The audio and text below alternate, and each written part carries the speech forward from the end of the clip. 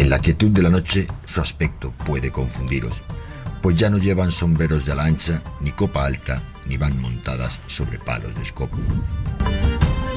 Pero hay cosas en la historia que nunca cambian: sus reuniones. Aquí empieza su particular aquelarre. Y ahora, ¿las vais a llamar brujas? Un programa de Marta Envid.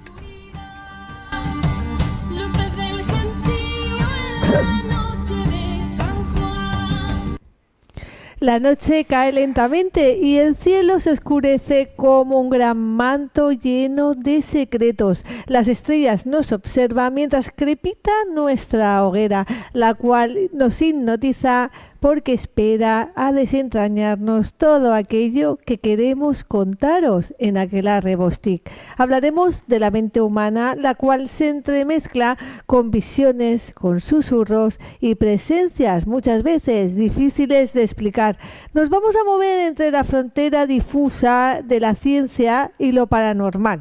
Eso sí, lo haremos de la mano de nuestro compañero Fran Menal, que viene a nuestro bosque directamente a explicarnos todo aquello que conlleva las visiones, los delirios y los fenómenos paranormales. Bienvenido a Aquelarre Bostik, Fran. Pues muchas gracias, Marta, gracias, y me alegro de estar otra vez aquí, poder explicar a la gente pues estos misterios que la otra vez fue sobre Chernóbil. ¿Sí? Y ahora nos adentramos en el misterio de la mente humana. Totalmente. Entonces, no todos son fantasmas, como dije la otra vez, sino que hay miles de misterios en el mundo que está por explicar, ¿no? Totalmente. Bueno, pues que es súper interesante el tema cuando me lo ofreciste, porque dije, no, es algo que llama mucho la atención, porque muchas son las personas que tienen visiones, que creen ver cosas, sí, y que en alguna ocasión no saben dar una explicación, y quizá muchas veces la tengan porque va más relacionado con el cerebro y con la mente humana, que no tanto con esos supuestos fenómenos que algunos quieren ver, ¿no? Exacto, sí. Pero para que ir entrando en harina, dijéramos que entenderíamos como pues esa visión dentro del ámbito paranormal, lo que es una visión, tener una visión delante. Sí, vamos a ver.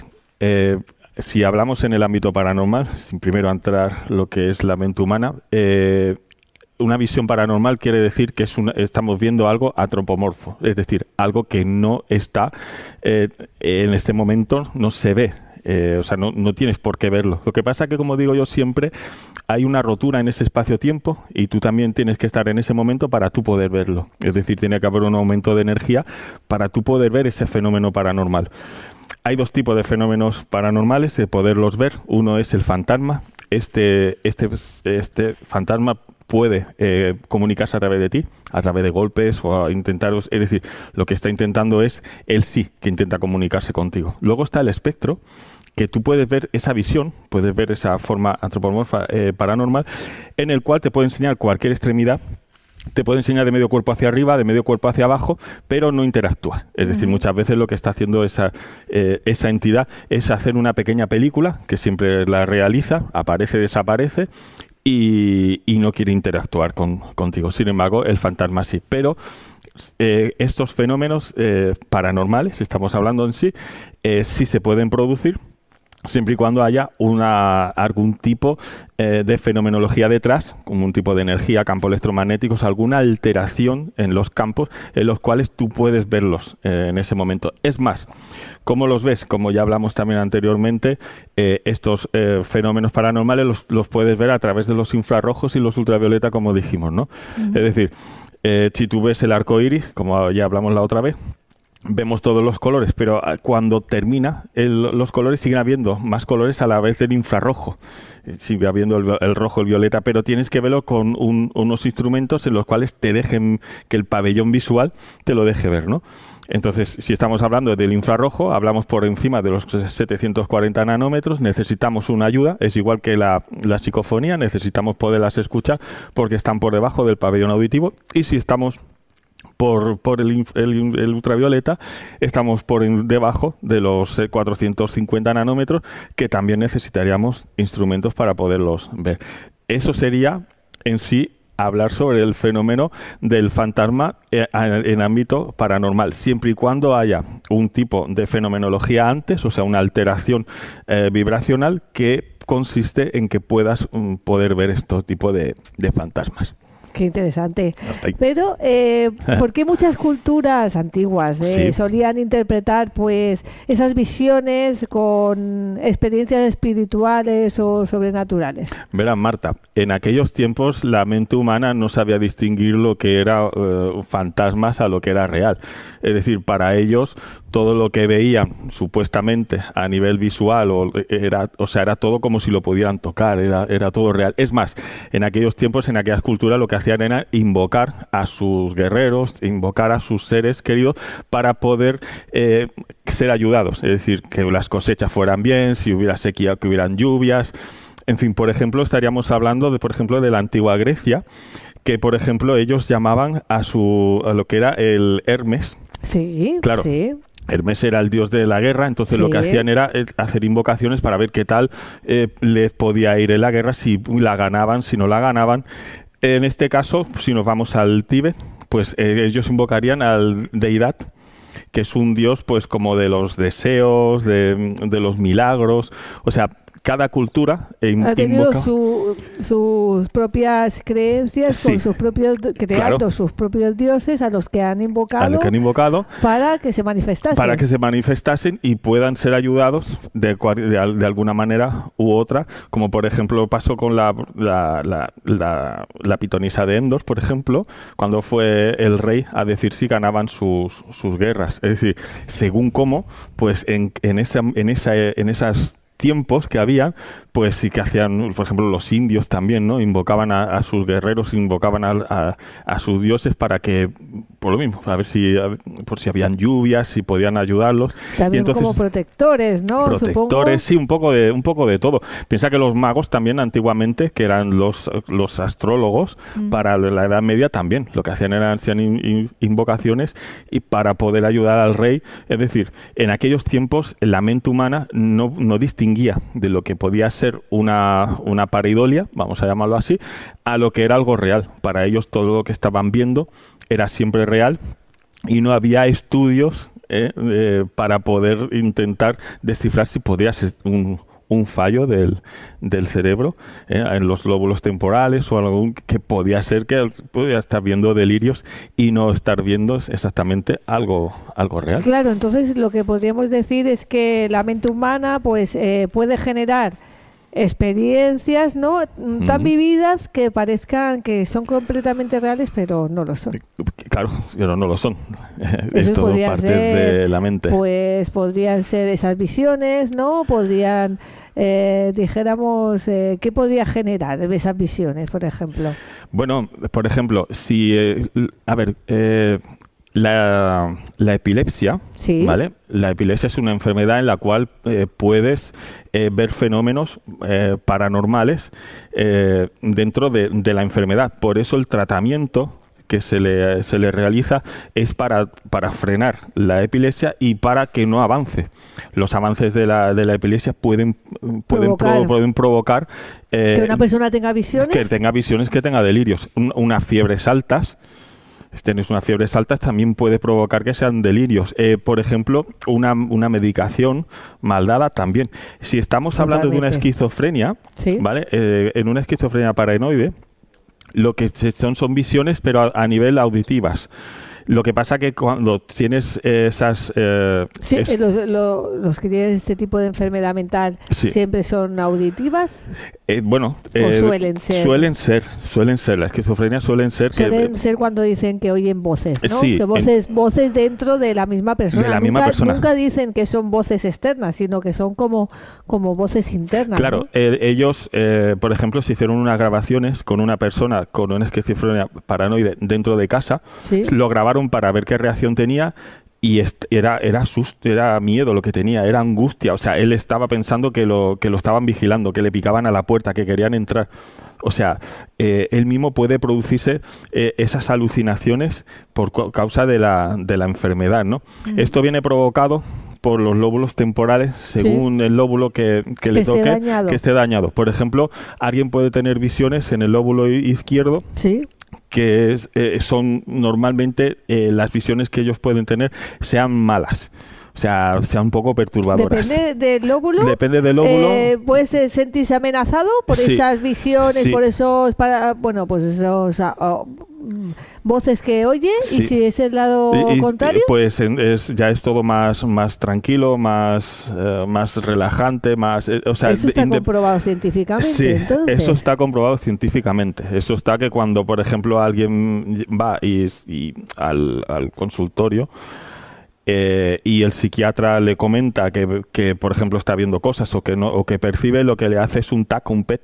Sí. Y con esto lo que hace es saber exactamente el daño que puede tener el cerebro, y así poder apaliar, por decirlo de una manera, la enfermedad que pueda tener dañado, y poder intentar ayudar a la persona. Claro, que estamos hablando al final que mucha gente pues tiene esas visiones y que puede atribuirlas a fenómenos paranormales, pero estamos viendo que hay una parte aquí que juega un papel importante, que es la mente, y que muchas enfermedades pues parece ser que provocan esas. Claro, y, por ejemplo, antiguamente, y está pasando ahora, porque nosotros hemos hecho algunos trabajos y todo ha sido a nivel mental.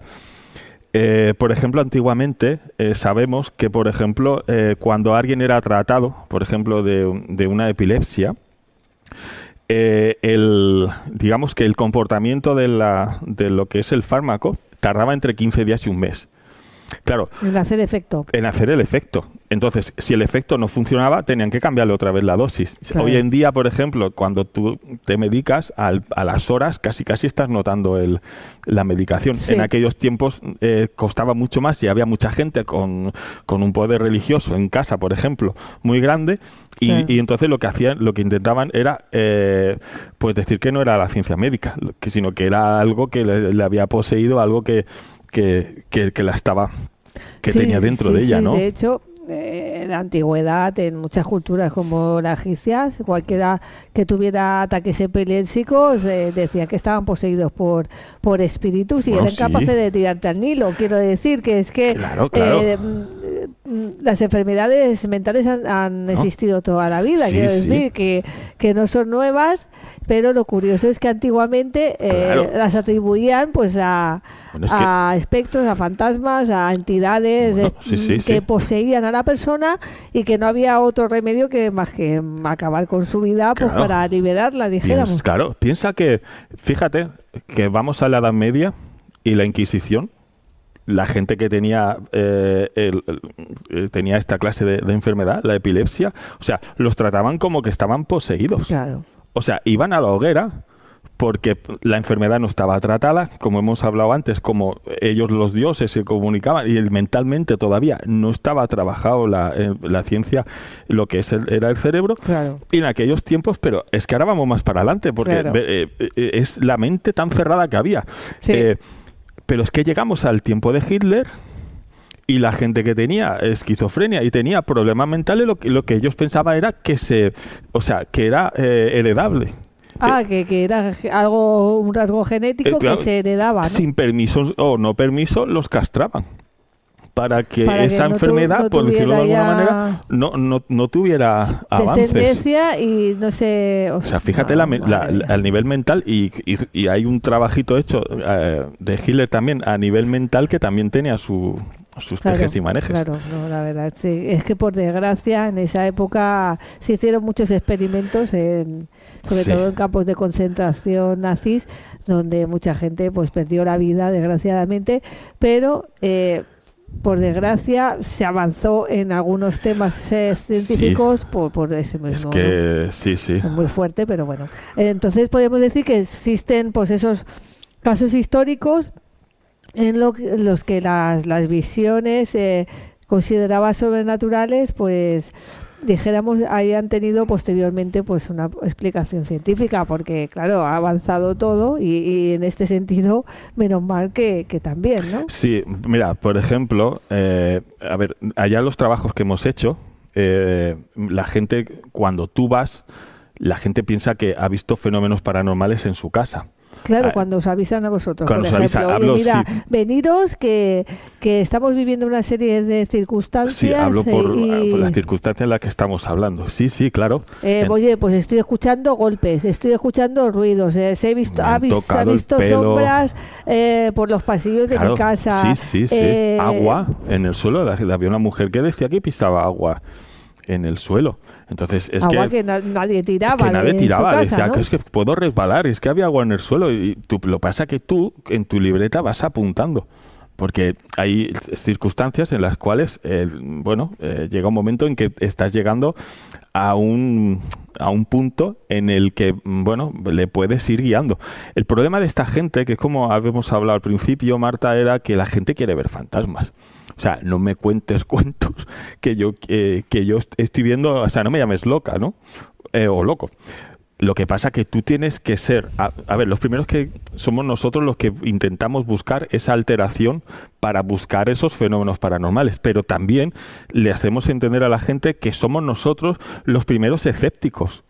O sea, nosotros, para ver algo, tiene que ser que lo veamos o que haya alteraciones. Claro. ¿Entiendes lo que te quiero decir? Sí, lo que pasa es que hay un problema, y es que el fenómeno puede existir. No estamos diciendo que no, claro. Pero que se manifieste en un momento determinado, cuando tú quieras, a la hora que tú quieras, claro. Y delante de todas las personas, pues a veces es tampoco... Claro, puede ser que se junte, que ha pasado gente...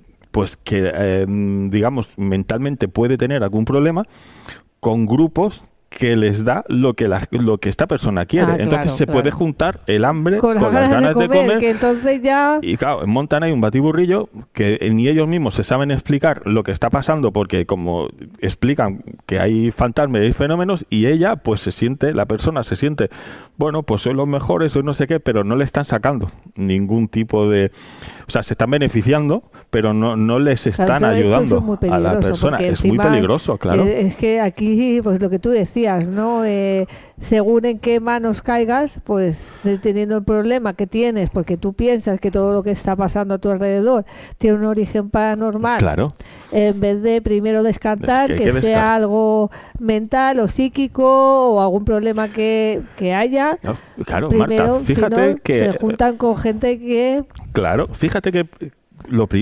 es que aparte de la medicación y todo lo que estamos hablando, claro.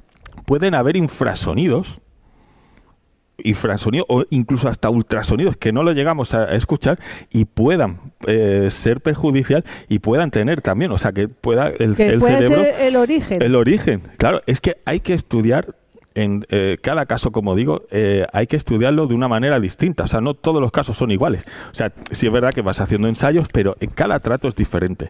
Por ejemplo, encontramos un trabajo que ya sé que hemos comentado alguna vez, pero como estamos dentro de lo que es la mente humana, es un chico pues que tenía una parálisis del sueño. Entonces, bueno, es que hasta hace unos años muchos pensaban que las parálisis del sueño se debían a que realmente había un tipo de entidad que se ponía en la habitación con una persona, claro. Que le impedía completamente moverse y... Claro. Subirse al muerto, le decía. ¿Cómo se decía? Subirse al muerto encima. Subirse al muerto, claro. Esto se ha comprobado científicamente que esto tiene una explicación razonable, que son terroríficas, porque las parálisis del sueño son verdaderamente terroríficas y lo que provoca que la persona cree que está despierta, pero no se puede mover. Claro. Pero tiene una explicación. Y la explicación es que... Bueno, es producto del estrés, es producto de y que la persona se despierta...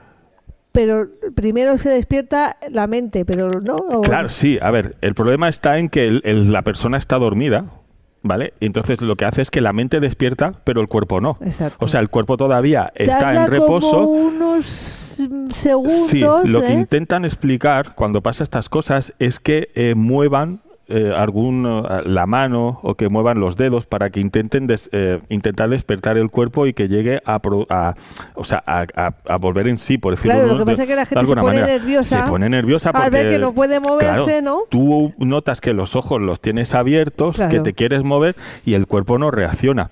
Ahí, en ese momento, tú puedes ver fenómenos paranormales dentro de ti, porque lo que estás viendo son sombras. Hay gente que ve sombras, hay gente que Claro. ve personas desconocidas delante de ellos. Claro, claro. Hay gente que ve, incluso dice que seres de otras galaxias. Quiero decir que cada Visitantes de uno dormitorio, sí. sí, se vuelven visitantes de dormitorio que están provocados esas parálisis del sueño. Claro. Entonces, es que esto tampoco es moco de pavo. No. Lo que pasa que tranquiliza, por lo menos un poquito, que tenga una explicación científica sí. al respecto. Lo que pasa que cuando tú le das una explicación científica, por ejemplo, que era una familia, si daba más miedo, Marta, cuando llegamos, que estaban todos durmiendo abajo en el comedor, porque ¿Una no querían familia dormir llegasteis? arriba. ¿Por qué? ¿Qué Bueno, pasaba arriba? resulta que nos llaman de Gerona, eso fue en Pals, y nos dicen que hay un muchacho en el cual pues ve algo al final de la escalera. Su dormitorio está al final de un pasillo, el comedor, la cocina, todo está abajo y las habitaciones están arriba. Entonces él, perpendicular, ve la escalera y él dice que al final de la escalera ve un hombre alto, un hombre muy alto, con una gabardina. Y claro, él se asusta, dice que cuando cierra los ojos se tapa y cuando reacciona lo tiene encima y lo oprime el estómago. Entonces él quiere gritar y no puede. Claro, intenta como quitárselo de encima o intentar como luchar para él. Y él dice que él lo ve encima. Entonces nosotros íbamos escribiendo. Cuando acabamos la entrevista con él, lo primero que le dije, digo, perdona, ¿estás de estudios? ¿Tienes algún problema de estudios? Sí, bueno, es que claro, necesito una puntuación y claro, me cuesta dormir, duermo muy tarde porque no sé si llegaré, o sea, digo, el problema que tú estás teniendo es una parálisis del sueño, o sea, necesitas el cuerpo descansar. O sea, no descansa suficiente y entonces lo que hace el cerebro es no ayudar. Claro, no es ayudar, claro, no se regenera bien, claro, cada vez duermes peor y al final puede ser que necesites algún tipo de tratamiento para poder dormir. No es malo, sí puede llegar a una catalepsia, puede llegar a tener un problema mayor, pero ahora mismo no. O sea, como yo siempre digo, prueba con dormidina, con alguna cosa algo relajante pero que tú puedas dormir. Dime. Él pensaba, bueno, esa familia pensaba que tenían unos fenómenos paranormales, que se producían fenómenos paranormales en su casa. Yo hablé con los padres, incluso con el hombre porque ahí estábamos trabajando para TCI, España, y el mismo que nos estaba llevando me decía, no, es que aquí fenómenos. Digo, bueno, a ver, de momento con el tratamiento, o sea, con la charla, la entrevista que hemos hecho con el chico, vamos a trabajar el tema, pero yo estoy viendo más bien un problema mental de descanso que no un problema a nivel paranormal. ¿Y qué te dijeron? ¿Cómo se tomaron esto que le comentaste? Pues mira, al tiempo nos invitaron porque él tenía un programa de radio y al tiempo nos invitó en Navidades a la cena que tienen de Navidad. Esto pasó para mes de octubre, finales de septiembre más o menos. Y cuando fuimos le preguntamos que qué tal fue. Bueno, la respuesta de los padres eran que ellos allí habían fantasmas. O sea, ellos R con R, pero que el muchacho sí que empezaba a dormir y a descansar. Digo, bueno, pues todo esto remitirá. Claro. Si realmente el chico estaba más tranquilo y tal, pues al final empezarán a dormir en las habitaciones. O sea, el problema es cuando se está creando... Ahí se creó como algo colectivo, una sugestión colectiva muy grande. Claro. Porque si creían este tipo de temas y pensaban que algo que le estaba atacando exclusivamente a ese... Claro, cuesta mucho. Si simplemente con que al muchacho lo hubiesen llevado, por ejemplo, a un médico de cabecera y le explica lo que está contando, automáticamente se va con una receta. Se va con un diagnóstico y se hubiese ido con una receta y ya está. Y todo hubiese acabado así. Otra cosa es que hubiese chico explicado, yo le hubiese contado que hubiese sido, por ejemplo, una parálisis del sueño, pero luego a la hora de hacer los trabajos allí hubiese habido cualquier alteración, pero es que estaba todo muy tranquilo. Es decir, se trabajó en diferentes franjas horarias, porque el muchacho no, porque yo me acuesto a tal hora, no sé qué. Teníamos cámaras infrarrojas, de cámara de fotos, de vídeo, o sea, cualquier cosa que hubiese pasado, nada, todo muy tranquilos. Campos, Geiger, para ver si estaban bien la línea Harman, las Curry, si había algún tipo de telúrico pasando por debajo. O sea, nada, intentamos todo estaba y estaba bien, ¿no? pues muy tranquilo. Entonces, la conclusión era pues eso, que el chico necesitaba. Otra cosa es que hubiese conseguido dormir y hubiese pasado cualquier otra historia, pues ya nos llamarían. Claro. Tenemos el caso que estuvimos haciendo también en San Vicente del Sor. Sí. Y era una chica también, era un matrimonio que, bueno, aquí había aportes, aparición y desaparición de objetos, o sea, nos contaban muchas historias que estaban pasando dentro de esa casa. Colocamos cámaras de vídeo cuando ellos estaban dentro de casa para ver comportamiento. Sí. Ellos fuera de casa. La casa, cuando ellos estaban fuera, estaba tranquila, pero cuando ellos estaban dentro de casa sí que había alguna especie de alguna alteración, alguna cosa extraña sí que llegamos a ver, ¿no? Entonces, ¿llegasteis a ver cosas extrañas? Alguna cosita en un vídeo, sí. En un vídeo. Sí. ¿Qué tipo de cosas? No vamos a dejar, así. A los que nos están viendo desde casa. No, por ejemplo, se colocó una cámara, o sea, dijimos que ellos podían entrar y salir cuando quisieran. O sea que la cámara estuviera grabando, que no decir, uy, que aquí no puedo entrar, que hay cámaras, porque lo que se hizo fue como un seguimiento a toda la casa, ¿vale? Entonces, bueno, pues cuando ellos ya no estaban, vimos que en el comedor tuvimos que cambiar los filtros o sea, trabajar con filtros, porque vimos que algo pasó por la pantalla del televisor, sí, algo que iba y venía, y después había una bola de energía que caía por el marco de la puerta. ¿Lo que llaman orbe? ¿O no?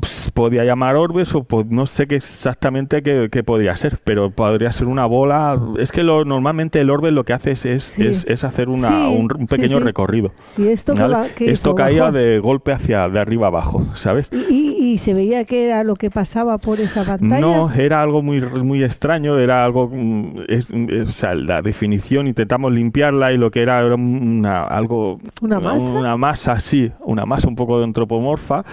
Y lo que hacía... ¿Y esto podía ser un tipo de egregor que crearan con la mente? Verás, cuando una casa está infestada, porque claro, cuando Gustavo, que ya sabemos cómo somos, me dijo pasamos de la parapsicología quizá al ocultismo, no sé lo que vio en esa casa él también, muchas veces la casa lo que está es infestada. Lo que hace esa casa es el coger a alguien débil para que pueda producir esos fenómenos paranormales. ¿Vale? Es una opresión que le llaman, ¿eh? Entonces, ¿qué sucede? Que cuando estuvimos mirando porque yo pensaba que era el muchacho, porque la casa era de él y los padres habían fallecido y no sé por qué me daba, porque encima él iba vestido con ropajes del padre. O sea, no iba con ropas suyas, sino vestía con ropas del padre. Madre mía, claro, esto ya mi seguimiento era hacia él, pero todo pasó a indicar que era ella. Entonces empezamos a averiguar de que ella tenía un problema de estrés, un problema mental y se estaba medicando. Sí.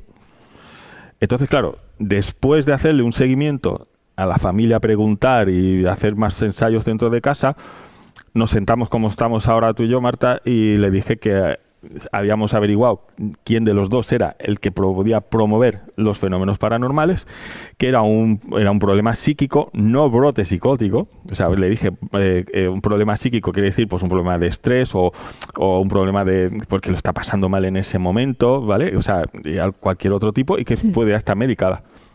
Claro, la persona me dijo, es que yo no estoy loca. Claro, es que esto es algo complicado a lo que os enfrentáis, claro. Claro, entonces, claro, ellos te llaman porque quieren ver fantasmas y de repente llegas y les estás diciendo que... Claro, que de fantasmas puede ser, porque se le ayudó se intentó ayudar, que me echaron de casa, decían que no querían saber, pues esta chica está ingresada en San Boi. Está ingresada en el psiquiátrico de San Boi. O sea, me refiero que muchas veces los trabajos que tú realizas, aunque te llamen por lo que es, también tenemos dentro de la organización personas que nos echan una mano, tenemos enfermeras, o sea, tenemos pues gente que es física, Sí. o sea, científica, aparte de nosotros, y nos ayuda mucho en estos aspectos, Marta. Menos mal, menos mal. Siempre hay que dar visibilidad y realmente decir la verdad y ayudar Sí. a las personas diciéndole las cosas tal y como son, ¿no? Pero Dime. muchas de las personas que dicen tener visiones normalmente suelen estar en un estado alterado de conciencia, entre el sueño, la vigía, o no tiene por qué. A ver, claro, la gente que ve, lo primero que tenemos que tener, mira, por ejemplo, la gente que pueda ver cosas, principalmente el sueño es también fundamental. A ver, es que hay muchos campos, ¿vale? Por ejemplo, hay gente que duerme, o sea, el primer sueño, cuando tú vas a dormir, el primer sueño normalmente no suele funcionar. Suele funcionar en el segundo, que es cuando tienes esas visiones remotas, que se le llaman, vamos a llamarlo, viajes astrales, ¿no? Por ejemplo, tú estás deseando, una chica de 18 años está deseando conducir un coche, o alguien que quiere, por ejemplo, leer el Quijote, o sea, alguien que está deseando de poder hacer algo que no puede, ¿no? Por ejemplo, esa persona se levanta, bebe agua, por ejemplo, y se acuesta. Sí. Llega un momento en que en ese segundo sueño lo que sucede es que el cuerpo se relaja, pero la conciencia está despierta. O sea, cuando el consciente está despierto, lo que quiere ver es, ahora mismo estamos despiertos y el consciente con los ojos está viendo lo que realmente está viendo, pero con los ojos cerrados no ve. Entonces, claro, él quiere ver. ¿Qué sucede? Que el subconsciente le dice, bueno, pues yo voy a hacer que tú veas.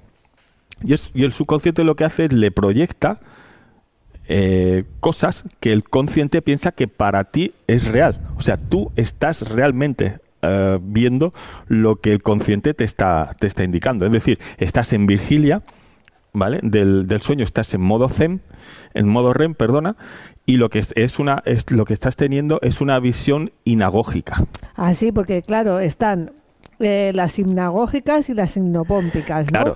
Claro, cuando hablamos de alucinaciones se llaman alucinaciones hipnagógicas o alucinaciones hipnopómpicas, porque unas se producen justo antes de despertar y otras se producen justamente antes de quedarnos dormidos. Sí, ¿verdad? Lo que pasa, y sí. esto pasa mucho más de lo que creemos. Sí. Es decir, que la persona piensa que está despierta, pero no está despierta, aunque ella crea que es plenamente consciente y que ha despertado, pero no, todavía no ha despertado. Y es cuando puede ver, pues... él leyendo un libro que no... Por ejemplo, él puede estar viendo un libro, el Quijote, él puede leer las tapas del Quijote, por ejemplo, pero a lo mejor se puede ver por encima y las páginas son blancas. Porque no lo ha leído, no sabe lo que es, pero él se ve leyendo. Se ve, por ejemplo, conducir un coche o lo que él más desea, por ejemplo, y no puede, pues puede producirle esto. De hecho, fíjate, Marta, tuve el otro día un pequeño debate con un compañero. Lo digo porque las FM... Sí, las ECM, las experiencias cercanas a la muerte. Cuando la gente explica, a mí me da, por los estudios que tengo aquí más o menos, que no soy neurólogo, pero por lo que puedo entender es que el cerebro está todavía vivo. O sea, es decir, cuando una persona está clínicamente muerta, que se le declara que tiene un paro cardíaco y se le está intentando reanimar, y sufre pues esas visiones de un túnel con al final la luz, con un ser un familiar, un ser querido que viene a buscarlo, todo eso. Claro. ¿Qué teorías hay al respecto? Hablo por mí. Vale. Hablo por mí. El cerebro, mientras está clínicamente muerto, el cerebro está en marcha entre 7 y unos 12 minutos. ¿Y en ese tiempo? En ese tiempo, si se reanima, el cerebro todavía está funcionando. O sea, todavía la mente, el subconsciente, aunque esté en un nivel, digamos, alfa, o sea, bajo, clínicamente, la onda cerebral, prácticamente si le haces un ensayo a nivel de cómo está neurológicamente ese cerebro, prácticamente no lo va a percibir porque la onda cerebral es tan bajita que prácticamente no se percibe, pero sí que está Es como los robots en las películas cuando están que le han dado un viaje y se ve un puntito rojo que todavía queda y hostia, todavía parece que está vivo, ¿no? Sí. Pues ese más o menos lo interpreto así. O sea, el cerebro todavía está en marcha y está una de pensando. las teorías es esa, ¿no? Una de las Claro. posibles teorías, pero tampoco está comprobado al 100%, ¿no? Claro, yo solo me refiero, yo me guío porque el cerebro está todavía vivo. Entonces, cuando puede crear recuerdos, puede crear visiones, puede claro, crear ese momento del túnel para mí sí, con luz. Porque, por ejemplo, el túnel de la luz y lo que la gente cuenta, estamos leyendo libros, estamos viendo programas de televisión. O sea, está siempre siempre tenemos a mano, o lo tenemos visto, lo tenemos oído, el túnel. El túnel y lo que vemos. El túnel puede ser bien o puede ir para mal. La gente que no quiere volver, otros que sí. El otro que sí se está viendo, que sí. O sea, es el consciente. Mira, piensa que el hipotálamo del cerebro es nuestro disco duro. O sea, la hipotálamo lo que hace es, aunque tú en ese momento no quieras pensar en ello, pero ello va guardando, aunque sea de niñez. Muchas veces dices, hostia, recuerdo de niño, en el cual el hipotálamo lo que hace es, se lo da a lo que es el hipocampo. El hipocampo crea la imagen y la amígdala es la que hace que lo veas. Lo recuerdes, ¿no? Claro. Por ejemplo, si nos estamos metiendo en la facial, lo que es el lóbulo occipital es el reconocimiento de las cosas. ¿Vale? O sea, es un poco el recorrido que más o menos he hecho a nivel de cerebro de lo que nosotros solemos trabajar. O sea, ¿me entiendes? Porque a veces me preguntan cosas del cerebro y digo, ostras, solo me limito a los trabajos específicos que nosotros hacemos y lo que realmente estamos en ello, ¿no? Sí.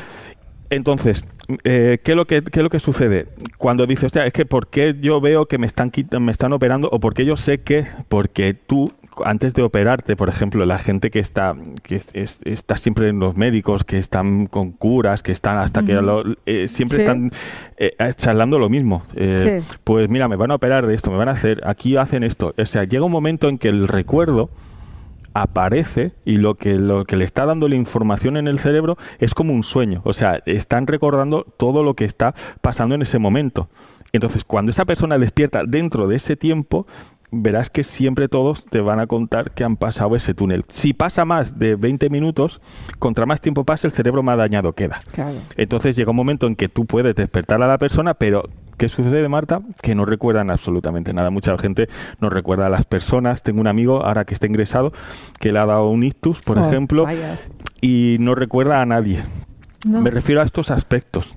El cerebro queda dañado y no reconoce. No reconoce a nadie. No reconoce a nadie. Entonces le cuesta hablar. O sea, me refiero a que contra más tiempo tarde en reanimar a la persona, más el cerebro queda cada vez más dañado.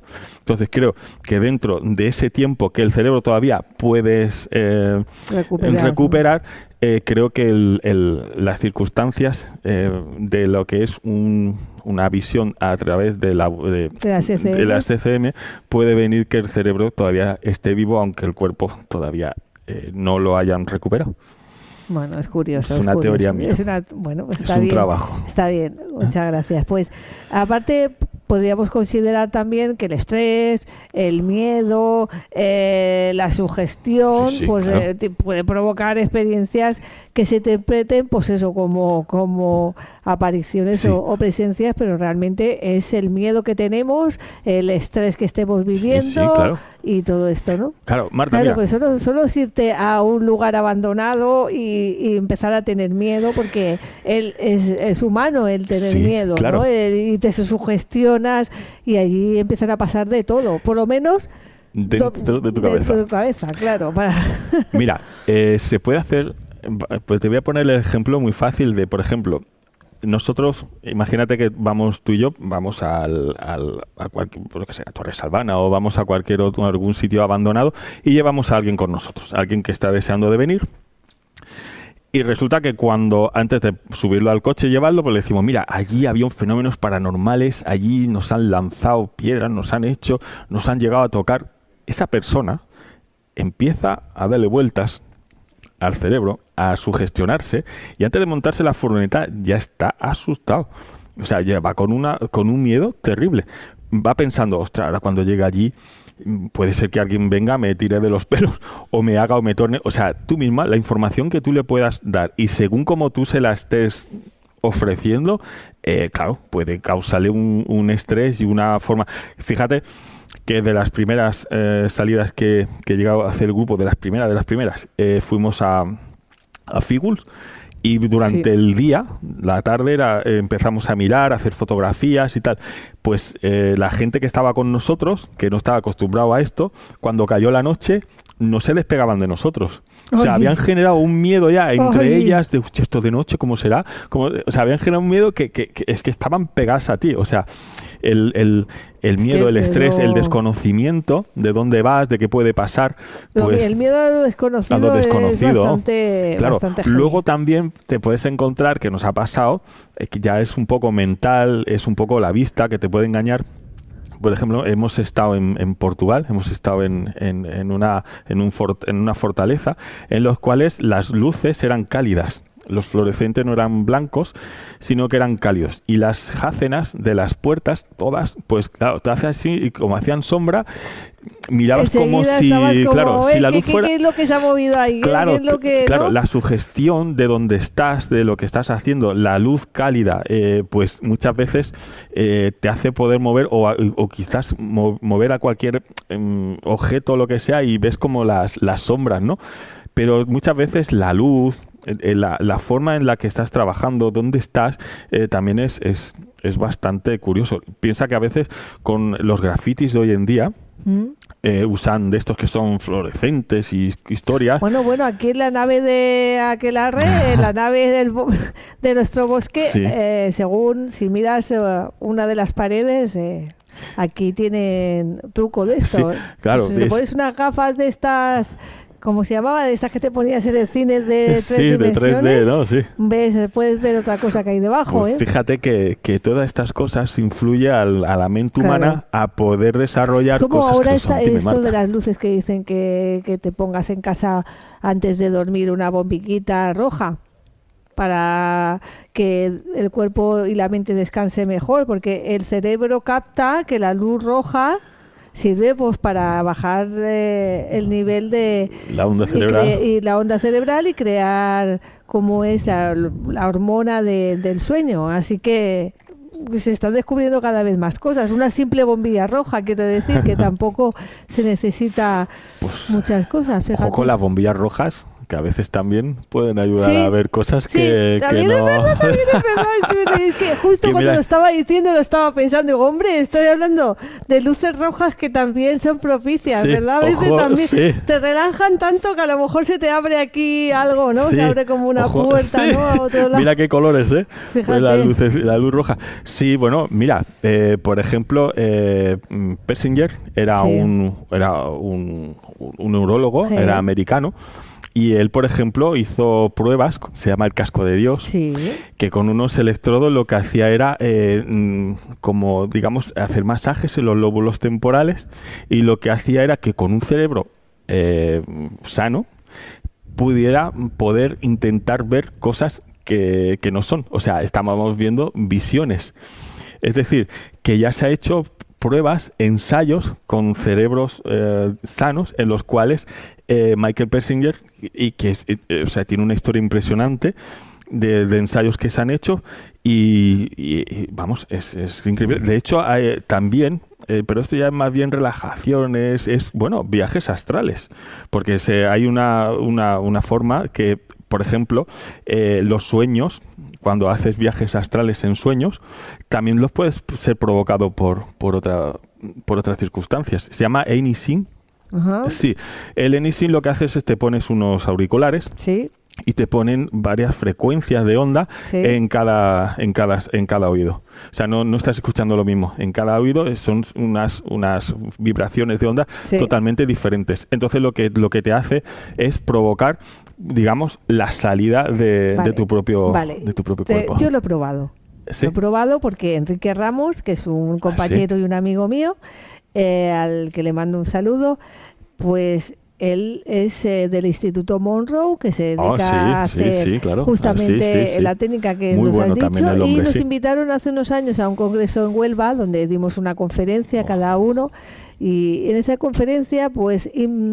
entre pausas, como duraba todo el fin de semana, él preparó pues una salita donde la gente que asistía al congreso en Villalba del Alcor, en Huelva, podía probar este método, y yo lo probé. Claro que reconozco que es una persona bastante inquieta, bastante movida, y a lo mejor no era el sitio idóneo porque estaba más pendiente de otras cosas, pero sí que es cierto que alcanzabas un estado de relajación bastante profundo, y dentro de esa relajación profunda yo no salí de mi cuerpo, pero entiendo que esto en repetidas ocasiones, entrenando y repitiéndolo una suite de edad, creo que puedes tener un estado alterado de conciencia tranquilamente, porque esos sonidos lo que hacían era, pues, no sé, como relajarte, crear, no sé, a mí me venían pensamientos,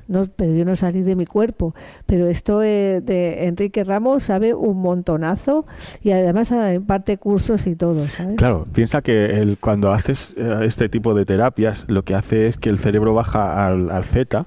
Zeta, estamos entre 0,7 y 0,3, que son las ondas, que es de relajación, o sea, y puedes, bueno, digamos que la gente ahí lo que hace es, a lo mejor es volver hacia atrás, tener pensamientos, como dices, o intentar, ya no sé. Hicimos una prueba con Isamari. Sí. Gustavo tiene una máquina de estas. Sí. ¿Tiene una máquina, Gustavo? Tiene una Anything.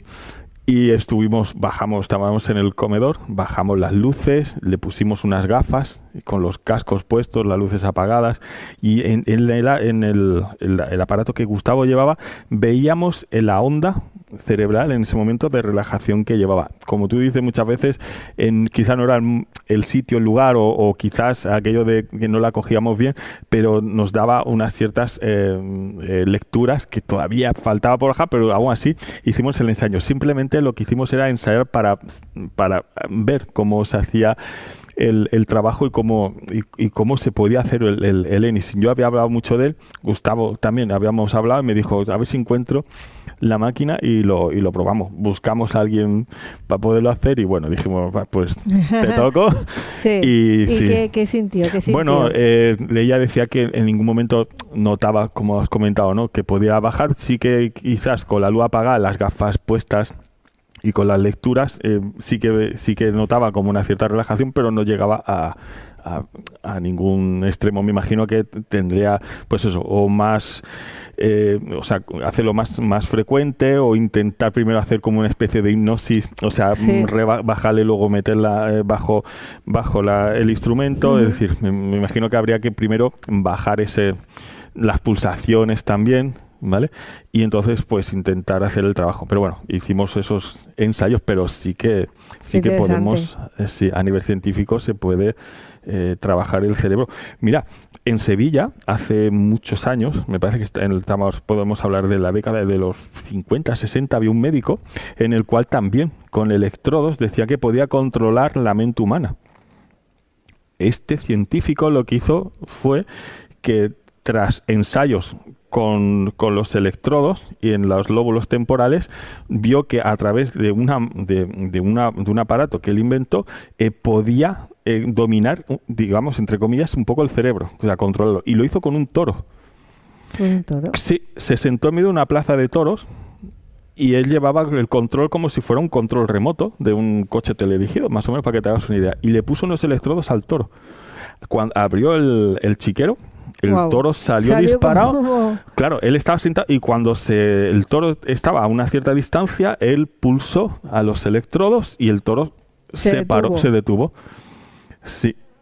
Y luego también se ha hecho pruebas en laboratorio a nivel de... Porque claro, eso es lo que se trabaja es las pequeñas corrientes eléctricas que el cerebro recibe, y con eso es con lo que se trabaja la mente humana. Qué interesante. Marta. Pero podemos explicar por qué hemos estado hablando de ello, pero ¿por qué algunas personas afirman o ver o sentir presencias mientras otras jamás. Nunca de los jamases?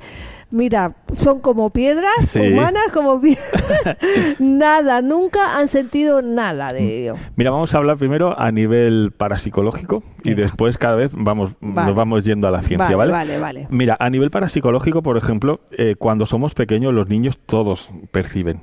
Prácticamente. Cuando dices, estoy hablando con mi amigo invisible, están hablando, nunca se sabe, pero normalmente se cree que los niños suelen percibir y ver cosas, aunque son críos que no saben lo que quizás están viendo o lo que están haciendo. ¿Qué sucede? Nosotros los padres decimos, anda, que ahí no hay nada. Tú vas a ver, anda, que si es que siempre estás viendo pegos, anda que, o sea, tú mismo le estás cerrando las puertas. Sí, como ese canal. Claro, le estás cerrando el canal. Sea lo que sea. Claro. Entonces, ¿qué pasa? Si tú dejas que ese canal lo vaya viendo, lo vaya recibiendo, porque quizás el padre o la madre, o quizá la abuela, también tenga ese canal abierto y se le diga, bueno, déjalo a ver si el niño realmente está, o sea, no le impides, o sea, no es un no, porque al final con el no va cerrando, que al final él dirá, bueno, pues son chorradas y no veo nada, ¿no? Entonces, lo que se hace en el laboratorio es saber si realmente el niño está, o esa persona está viendo o no está viendo. Hoy en día, si te pones en YouTube, todo el mundo ve. Todo el mundo es paranocta, todo el mundo, o sea, y esto es un circo. Lo hemos hablado alguna vez, más tú y yo, que hemos pillado más de uno haciendo que ven cosas y no ven nada, ¿vale? Sí. Entonces se le hace una serie de trabajos para ver si realmente tiene esa percepción extrasensorial. A las personas piensa que cuando neurológicamente lo que se hace el psiquiatra es ver qué parte del cerebro está fallando. O sea, si estamos hablando del lóbulo temporal, si estamos hablando es decir, intentar saber qué enfermedad tiene. En este caso, la parapsicología lo que está estudiando es pequeños,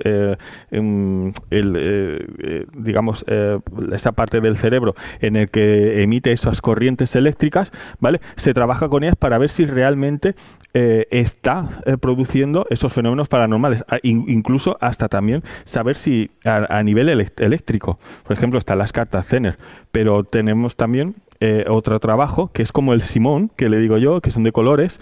Entonces lo que hay es hay como una mampara, entonces la persona toca el botón rojo y él tiene que percibir a través de lo que él percibe a pulsar el mismo botón que hay. Se llama psicotrónica o algo así me parece que se llama, y es a través de electrodos a ver si realmente percibe lo que la otra persona está, o sea, aparte de lo que puede percibir la persona como percepción extrasensorial, aparte también se mira si realmente, porque puede mover objetos, si realmente sucede este tipo de cosas. Si nos vamos cada vez más tirando a la ciencia, la persona que puede ver a la persona que no puede ver, podemos estar hablando, claro, de que la persona puede tener un problema a nivel mental, es decir, puede tener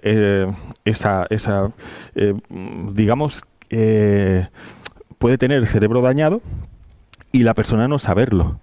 Entonces, claro, según dónde esté el cerebro dañado, pues puede tener esos delirios. Como hemos hablado antes, lo que era ¿cómo se llamaba la enfermedad esta? La que da convulsiones. ¿La epilepsia? La epilepsia, hay dos formas de epilepsia. La epilepsia está, por ejemplo, si se concentra en el cerebro en un lado y no se mueve, puedes tener la epilepsia que no puedes tener convulsiones. Es decir, tú puedes ver, tú puedes percibir y son alucinaciones o son cosas que no están, pero tú las ves. Y luego está la epilepsia que es convulsiva. La epilepsia convulsiva es cuando ya no se concentra en un núcleo, sino que va corriendo por los diferentes nervios dentro del cerebro y al final provoca una convulsión. O sea, puedes tener la epilepsia sin convulsiones, que se centre en un lugar en el cerebro, o puede ser que que sí que el cerebro vaya emitiendo pequeños cortocircuitos en los nervios y produzca esto. Vale, pero habrá casos en que no tengamos daño cerebral o que la gente no tenga un daño cerebral y aún así no vea nada. Claro, por ejemplo, bueno, yo mismo, nosotros, hablo de mí, yo por ejemplo no veo absolutamente, mira que estamos metidos muchas veces en lugares que dices, mira que a ver si, pero no hemos llegado ni siquiera ni a poder ver. Una ventana vieron que se abría y se cerraba, por ejemplo, sola, pero en ese caso no, o sea, si yo podemos ir, por ejemplo, a un lugar, a una casa particular, que nos diga, oye, que en la casa se mueven cosas y hay, entonces tenemos que trabajar, como he comentado antes, si realmente se están moviendo las cosas dentro de esa casa. Sí. O sea, lo que tenemos que hacer son descartes, intentar primero saber qué es lo que está sucediendo. O sea, yo nunca te diré, por ejemplo, tú me puedes decir, mira, Fran, pues en mi casa se mueven objetos. Yo siempre te diré, yo te creo. O sea, yo creo que se mueven. Me lo estás contando, es que lo has visto. Claro. Ahora vamos a hacer estudios dentro de la casa para saber qué es lo que realmente está pasando. O sea, te vamos a ayudar. O de una manera o de otra. Te daremos un informe conforme nuestros estudios y lo que se ha hecho en esa casa. Es decir, puede ser que te diga, pues mira, Marta, que hay fenómenos paranormales dentro de casa porque pasa por debajo unas corrientes telúricas. Las corrientes telúricas son aquellas que emanan, también emana esas corrientes eléctricas que emana la Tierra. Y puede ser que eso es lo que emita, me lo estoy inventando, o que sea que pase un alcantarillado, que ya son son corrientes de agua. Es decir, intentamos trabajar con todo lo que hay y vamos descartando. Lo que pasa que primero descartamos lo racional y una vez apartado todo lo racional, vale, pues ahora vamos a ir a lo irracional a ver qué es lo que está sucediendo. ¿Cómo define la ciencia lo que es una visión o una alucinación? Claro, es que dependiendo de lo que la gente, según donde esté dañado el cerebro, puede ser que sea una alucinación, puede ser que sea cualquier tipo de, por ejemplo, como he comentado antes, lo que es la esquizofrenia paranoide, es que son delirios. O sea, la esquizofrenia paranoide lo que sucede es que le hablan. El problema es que cuando hablan dentro de su cerebro, puede ser que estén hablando entre sí, o sea, entre voces. Puede ser que la voz esté hablando por sí sola o que esté hablando con la propia persona. Claro, todo esto viene también a que puede producir que estos auditivos pueden producir también visiones. También puede ser que sin tener el cerebro entre comillas dañado puede suceder porque, por ejemplo, la muerte de un familiar que sea un poco violento y que hayas tenido hasta que pasa un poco el estrés y un poco, digamos, sacarlo, también puede ser producido. Tengo un conocido que trabaja conmigo y que decían que le persigan los helicópteros y que le quitaban la tarjeta, el dinero a través del móvil, que el vecino que dormía debajo de la cama, ahí, debajo de una mesa, porque decía que ahí se sentía protegido y iba de noche conmigo y se dormía. Dice, pero ¿cómo te...? Hombre, yo entiendo que si entramos a las 6 y te puedes quedar dormido, pero dormido, o sea, descansaba cuando el cerebro le dejaba dormir. Claro, me llegaron los jefes a meterme en la oficina y decir, Fran, hostia, a ver si nos puedes ayudar a ver qué pasa, porque puede ser un poco peligroso. Claro, el compañero estaba trabajando con él en una misma pasillo y le decía, oye, no te acerques que me quitas el dinero del móvil. Y dice, pero hombre, al primero se lo tomaban un poco a gracia, pero llegó un momento, claro, cuando dijo que le perseguían helicópteros, claro, la cabeza se le había ido. Ahora ya no sé, porque a veces le pregunto un poco por encima, no, estoy bien, no, si no estoy... Claro, oye, que no estoy loco, Digo, no, solo te pregunto. Claro, intento un poco informar para después, pero ya parece que la cosa, ya el chico vuelve a ser él.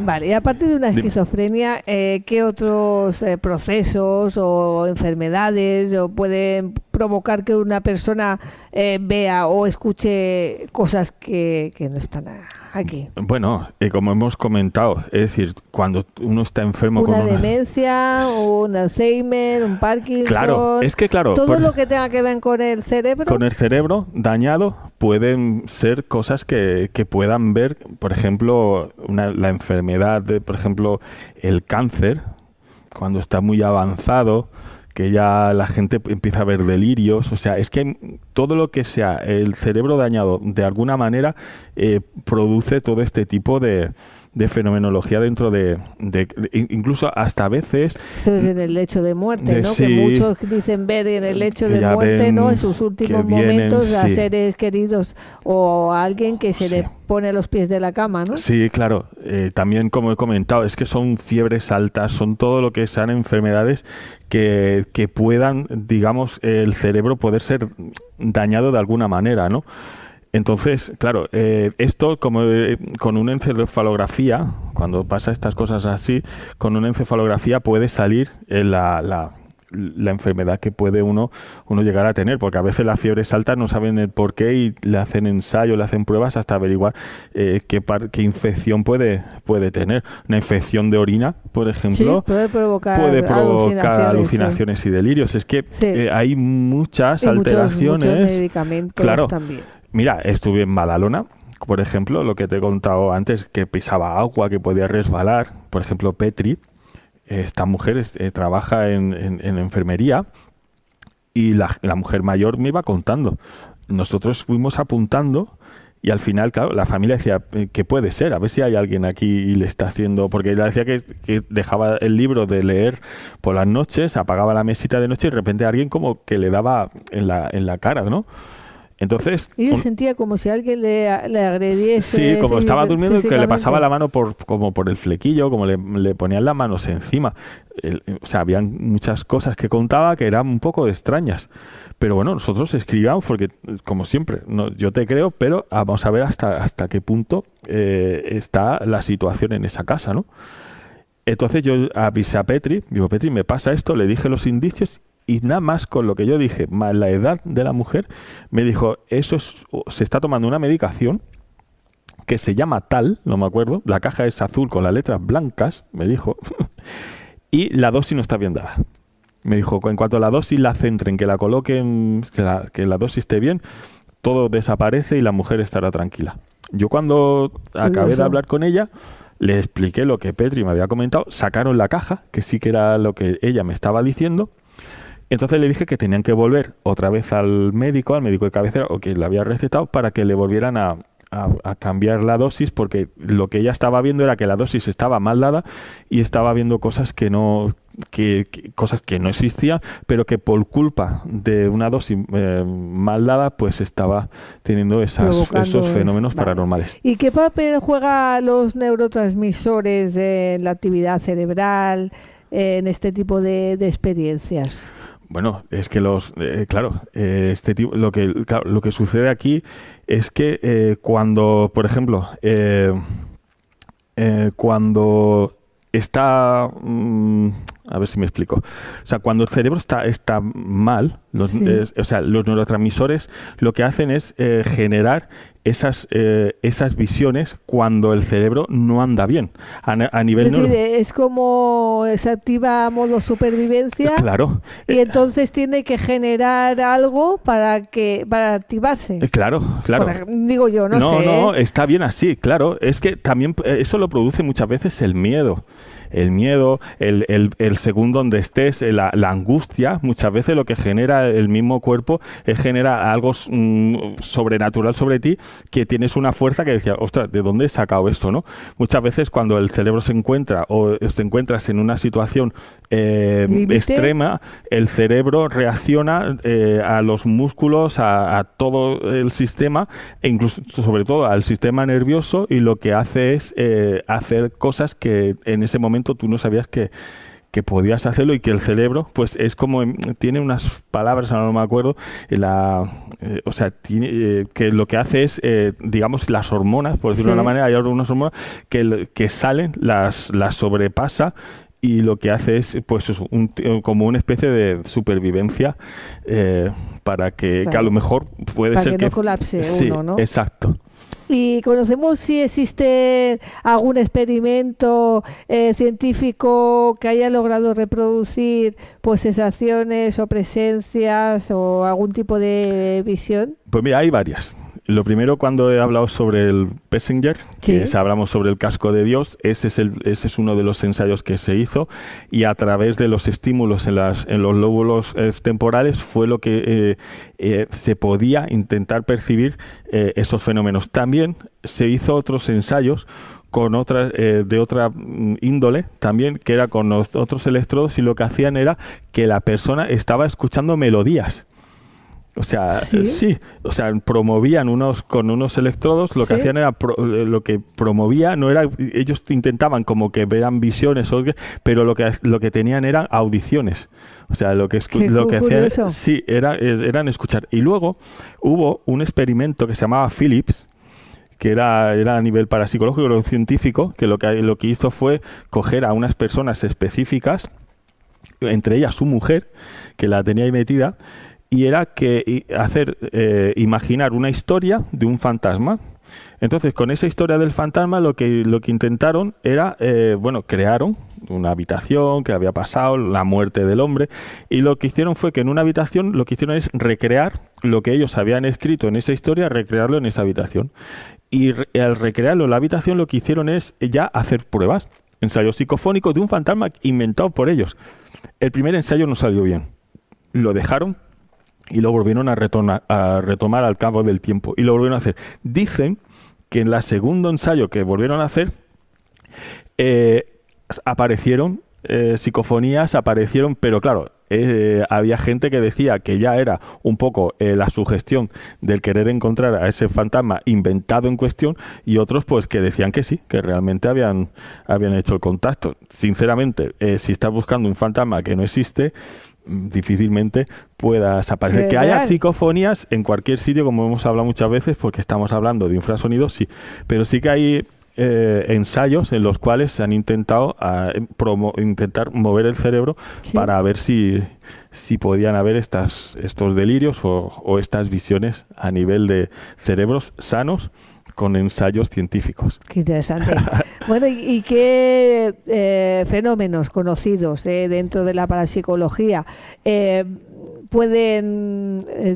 abarcan estas visiones? Pueden abarcar estas visiones. Ya no nos movemos en el cerebro, sino nos movemos en lo que nosotros llamamos fenómenos paranormales. Y que se pueden tener este tipo de visiones. Podemos hablar de apariciones marianas, de avistamientos ovni, presencias fantasmales. Todo esto podemos englobarlo dentro de lo que llamamos este tipo de visiones en lo paranormal. Bueno, sí, claro. Por ejemplo, cuando tú... decía Óscar Quevedo, que era un parapsicólogo que se fue a vivir a Brasil.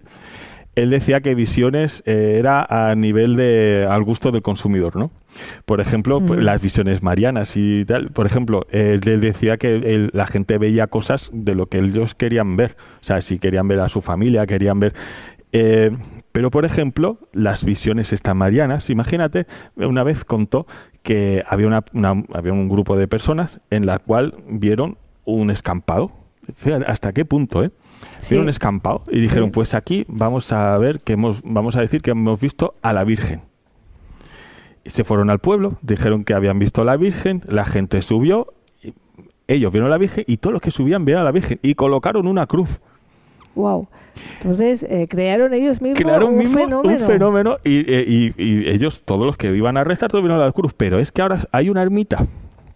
O sea, fíjate hasta qué punto la sugestión, las visiones de las personas, lo que hoy en día puede ser una visión de algo que desconocemos, pero puede ser colectiva y a la vez fíjate lo que puede producir. Todas estas visiones, y que hemos hablado hoy del cerebro, y puede ser que haya de un más allá también, porque lo que se estudia son alteraciones en los campos electromagnéticos, es que si realmente es parte del cerebro o según cómo vayamos trabajando puede ser parte de algo visible, algo real. Un fenómeno que todavía no conocemos. Que no conocemos. Porque dentro de todo esto y descartando pues las enfermedades mentales, daños en el cerebro, por traumas o por cualquier otra cosa, hay un porcentaje de fenómenos que todavía no tienen una explicación, y esto sí. también hay que dejarlo latente y patente, ¿no? Porque Claro. para eso llevamos tantos años Sí. intentando pues averiguar, por lo menos o saber o queremos saber Sí. si realmente esto que viven las personas, y para mí son muy importantes los testimonios, Sí, claro. es real, y para ellos es real, Claro. y los testigos son fundamentales, y a veces por mucho que queramos, si no hay daño cerebral y no hay línea Hartmann ni nada, Sí. hay personas que viven cosas sí. que todavía no podemos dar una Sí. explicación. Claro, siempre como decimos nosotros, le damos a lo mejor un 5 o un 10% de la posibilidad de que sea un fenómeno paranormal. Estamos hablando de que somos una asociación que trabajamos en ello, ¿no? Lo que pasa que, claro, cuando hay fenómenos paranormales que la gente lo ve, siempre se le cree. No, nunca decimos que no. O sea, a nosotros cuando nos quejamos es personas que intentan hacer el mismo trabajo que hacemos tú y yo para ayudar a las personas, que hagan daño más de lo que esa persona está sufriendo. Claro. O sea, nosotros nos quejamos no de que... Porque tú puedes decir, yo veo en casa o yo veo y tú haces tu trabajo. Y si realmente la fenomenología está dentro de esa casa o donde vayamos, se trabaja en ello. O sea, estamos haciendo ensayos tras ensayos, y trabajar en el laboratorio para saber qué es lo que está sucediendo. El problema es la gente, los pseudos parasitólogos, que yo digo, intentan hacer daño o intentan hacerse famosillos con la que también los hay. con el los daño, fenómenos y con las experiencias de otras las personas. claro. Eso es lo que más daño nos hace. Que también los hay, Claro, sí. También los hay. O sea, no descartamos la fenomenología y no descartamos que la gente tenga fenómenos. Lo que sí que nos ponemos en contra es de lo que hoy en día hay. Como dice Oscar Gordon, es que el misterio está en la UCI por culpa de estas personas. Ya. Y hay gente muy buena, porque nosotros, gente que trabajamos, que no sale en ningún lado, buscamos la ayuda con ellos, o sea, sabemos dónde están. Lo que pasa es que no salen a la palestra, porque hoy en día, incluso hay gente como tú, como yo, o sea, gente que puede ser seria en estas cosas, que se han apuntado también al carro del circo, como yo le llamo. ¿Por qué? Si tú no eras así. Pero bueno, así están las cositas. Sí, la verdad es que es una cuestión bastante peliaguda, ¿verdad? Sí, la verdad es que bueno, pues oye, Frank, ha sido un placer, Sí, menuda clase magistral, ¿no? El por lo menos que pensemos, que hagamos pues una introspección, ¿no? Y digamos, pues a veces hay que dejarse llevar por la intuición, por aquello que sentimos en un momento determinado, y otras muchas veces pues hay que quizá pedir ayuda médica para descartar cualquier problema que se pueda tener y darle una explicación a esas supuestas visiones que está teniendo la persona. Pero también hay un porcentaje chiquitito que se nos escapa, que también queremos dejarlo claro desde aquelarre, y que al final yo creo que es que el misterio y la ciencia se siguen estando unidas claro. por un hilo invisible, y que al final si descartamos según qué fenómenos por otras enfermedades, pues estará genial. Si podemos ayudar a alguien, genial.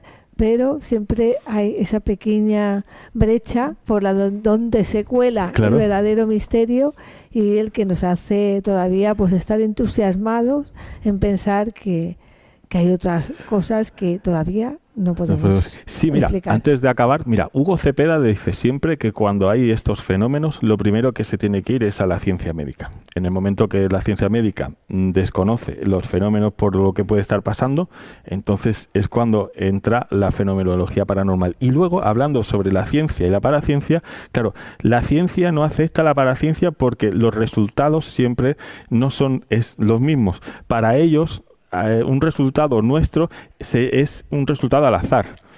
O O sea, para ellos, a nivel científico, los resultados, aunque varíe alguna alteración, siempre dan positivos y los nuestros no. Por ejemplo, la psicofonía, si fuera siempre igual, estaríamos superando el azar y estaríamos en un